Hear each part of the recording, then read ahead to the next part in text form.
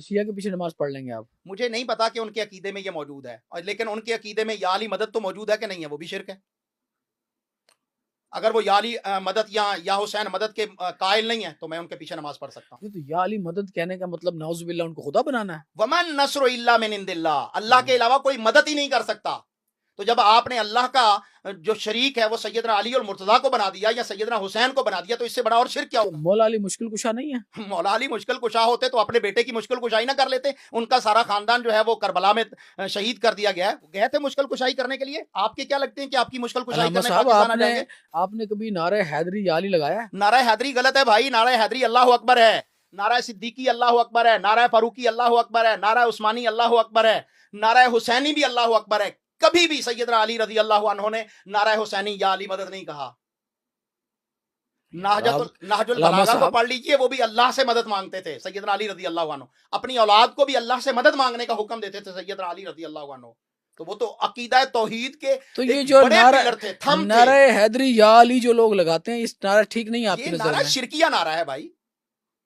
تیری نعرہ حیدری یا اللہ ہے، نعرہ حیدری اللہ اکبر ہے جو صحابہ کرام لگاتے تھے۔ اچھا، میں تو کبھی ویسے نعرہ حیدری یا علی لگاؤں نا، مجھے جسم میں طاقت محسوس تو ہوتی پھر ہے۔ آپ اپنے ایمان کا ذرا چیک اینڈ بیلنس کیجئے گا۔ کس طرح چیک بیلنس کروں؟ کہ آپ نے یا علی مدد کہا تو یہ مدد تو اللہ نے کرنی تھی۔ آپ چیک قرآن اینڈ مجید میں بیلنس سورۃ کرنے الفاتحہ پڑھتے ہوئے چیک اینڈ نماز کے بیلنس اندر کا کہتے ہیں طریقہ ایاک نعبد و ایاک نستعین، اللہ میں تیری ہی مدد، تیری ہی عبادت کرتا ہوں، تجھ ہی سے مدد مانگتا ہوں۔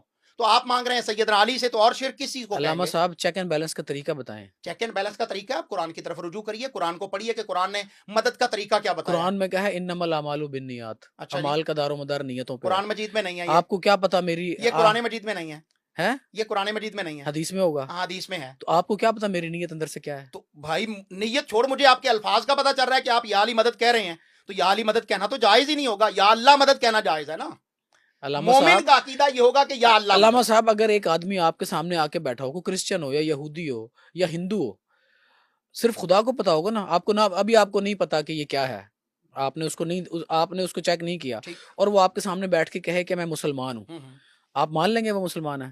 میں مان لوں گا، مان لیں گے نا مسلمان ہے، کیونکہ آپ نے اس کا دل چیر کے نہیں دیکھا۔ میں مان لوں گا، بالکل مانوں گا۔ تو آپ کیسے کسی کو کہہ سکتے ہیں کہ یہ مسلمان ہے اور غیر مسلمان ہے صرف اس کو ایک مسلک کے اوپر پریکٹس کرتا دیکھ کے؟ صرف ایک مسلک کے اوپر نہیں، کوئی بھی شخص جو یا علی مدد کہے، یہاں تک کہ یا ابو بکر مدد کہہ دینا یا عمر مدد کہہ دے، تب بھی وہ مشرک ہے۔ علی رضی اللہ عنہ میرے ایمان کا حصہ ہے، میری محبت ہے، ان کے بغیر میرا دین پورا نہیں ہو سکتا۔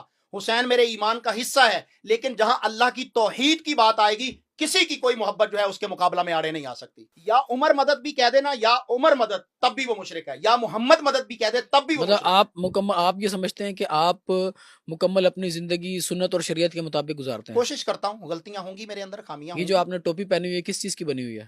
یہ ٹوپی میرے خیال میں اونٹ کی، اس کی بھیڑ کے یہ بنی ہوئی ہے بکری کے اس بچے کی کھال کی جو ماں کے پیٹ میں مرا ہے۔ اچھا، ٹھیک ہے۔ اور ہماری سنت امامہ باندھنے کی ہے، یہ والی ٹوپیاں پہننے کی نہیں ہے، اس کو جنا کیپ کہتے ہیں۔ ٹھیک ہے۔ تو اینیمل رائٹس آپ کی نظر میں کوئی ہیں یا بس آپ لوگوں کو مسلم اور نان مسلم ہی قرار دیتے ہیں؟ پہلی تو بات یہ کہ میں نے کوئی جانور مارا نہیں ہے، ایک بات۔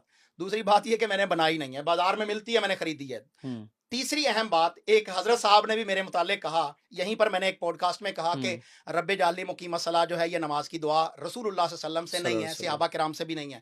تو انہوں نے مجھے جو ہے وہ ریبٹل دیتے ہوئے کہا کہ اگر سامنے بیٹھا ہوا شخص کہہ دے کہ آپ نے یہ جناح کیپ پہنی ہے تو اس کا کیا ثبوت ہے؟ تو میں نے تو آج تک یہ نہیں کہا کہ جناح کیپ جو نہیں پہنے گا وہ مسلمان نہیں ہے، یہ تو میں نے کبھی دین کہا ہی نہیں ہے، کلیم ہی نہیں کیا۔